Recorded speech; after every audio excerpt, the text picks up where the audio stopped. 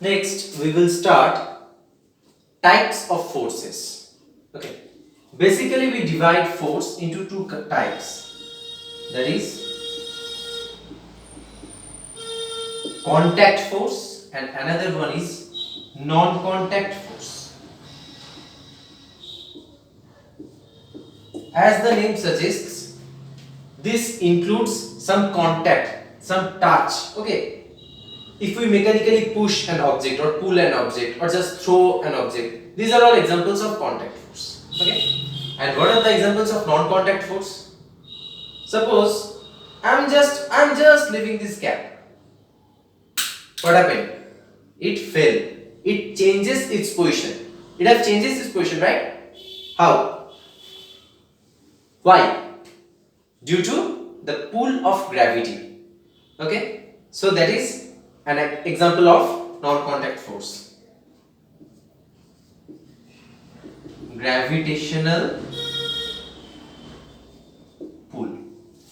Another example, is there only gravity that uses non-contact method to attract or repel thing? No, actually gravity doesn't repel, it attracts. Another example, suppose this is a magnet, bar magnet. Okay, you keep here a iron pin. What will happen? It will come near the magnet and get attracted, right? This is also another example of non-contact force. So number 2, magnetic attraction or repulsion. When repulsion occurs, opposite pole attracts each other, like pole repel each other. Always remember, opposite pole attracts each other and like pole repel each other. That's it. Okay. Now another very common question comes, that is no work force. No work force. We all know when we apply force, some work happens. And what is the definition of work? In definition of work, we use F dot S, that is force multiplied by displacement. That is some position is changed. That is force, right? Now think, what is no work force? Suppose I am pushing the wall. Is it changing its position? No. This is an example of no work force. Okay. I am lifting an object and putting it down. Has it changed its position? No. No work force. Though I have applied force, but no work is done. Okay. You will try to write this answer from your own. I am just giving you the hints how to write. No work force. 2 points. Force is applied, no change of position, thus no work is done. Based on these 2 points, you just develop the answer. Okay. Now a very important question comes often in your school examinations and some other competitive examination. Whether a pull or a push, which one is easier? What do you think? Just think. Take something, try to pull it, try to push it. Okay. Pause the video and think for 10 seconds or 20 seconds. How much time will you require? Okay.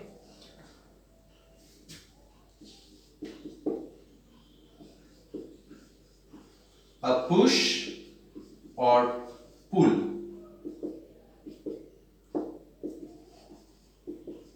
Which one is easier? This is a very important and good question. Okay, just see the diagram, and I am making a diagram and will explain the answer. Okay. Suppose this is a surface.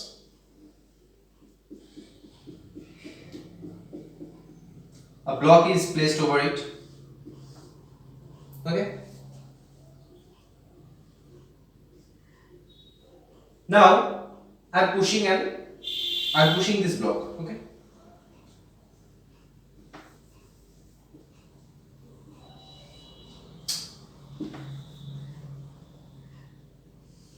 I'm pushing this block with force F. Fine. The weight of this block acts downward. Anything, weight of any object acts downwards. Downwards means towards the center of earth. Okay. So the weight acts downwards. W equals to mg, mass into gravitational acceleration. Now see, this force is applied for pushing. Okay. What happens in actual? This force gets break into two components, perpendicular components. Okay. This component helps to move the thing forward. Okay. Suppose this is theta angle and we say F cos theta. Okay, you don't need to mind these all trigonometrical relations. You just understand this thing. When a force is applied, the force breaks into two components, perpendicular components. The forward components helps the object to move forward. And what does this do actually? This force, that means if it is F cos theta, it will be F sin theta. This gets added to the weight of the object. That means now the total downward force becomes W plus F sin theta. This is the total downward force. Okay, and only F cos theta is responsible for moving it forward. Fine. This is the case of push. Now we will see what happens in case of pull. Okay, then we will decide which one will be easier. In case of pull, what happens? The same surface, the same block, weight is acting downwards.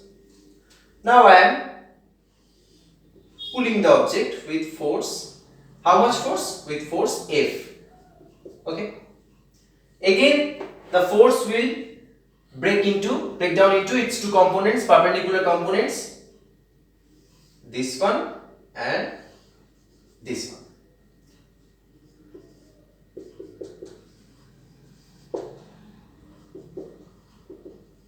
Whatever. So what actually happens? Again, this F cos theta, that means this force helps it to move forward. Okay.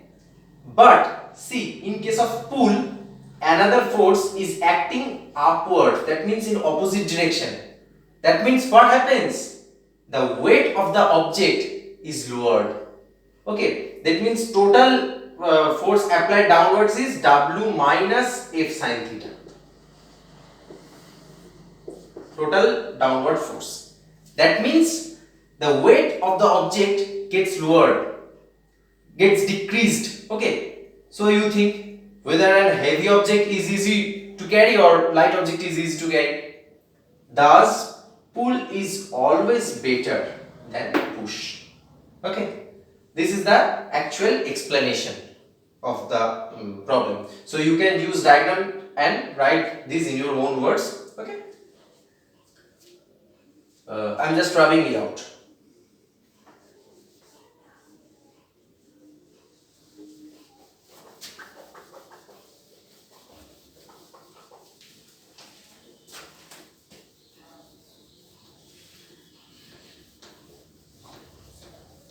Now we will come to the definition and units of pressure.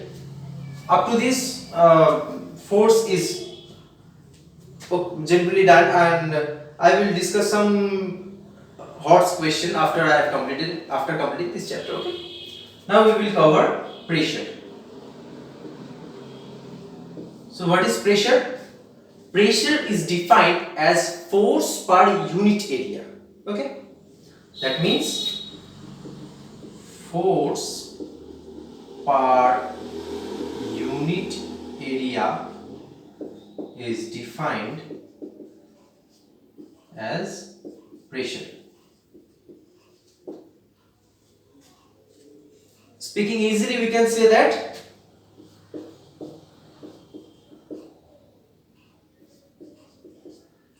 P equals to F by A.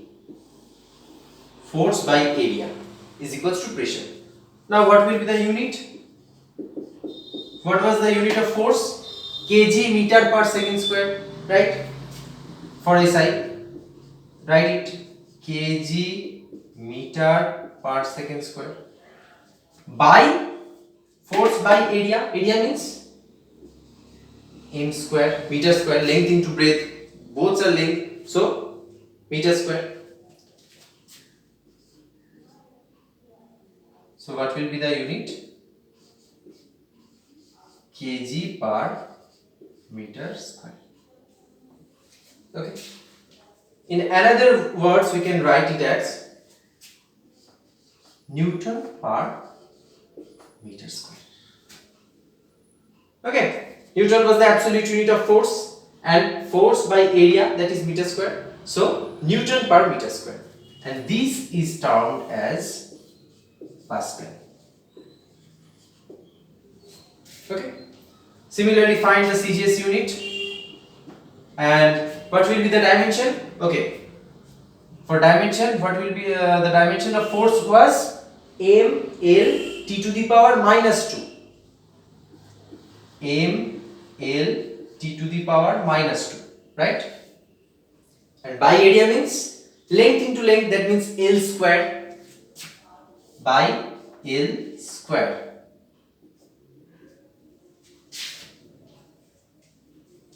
So it will become m L to the power minus 1. See, no power, that means there is 1. So when it will go upward, the sign will change. M L to the power minus 1 and T to the power minus 2 will remain the same. This is the dimension of pressure. This is all about force and pressure. In the next topic, I will cover the liquid pressure and atmospheric pressure. Okay.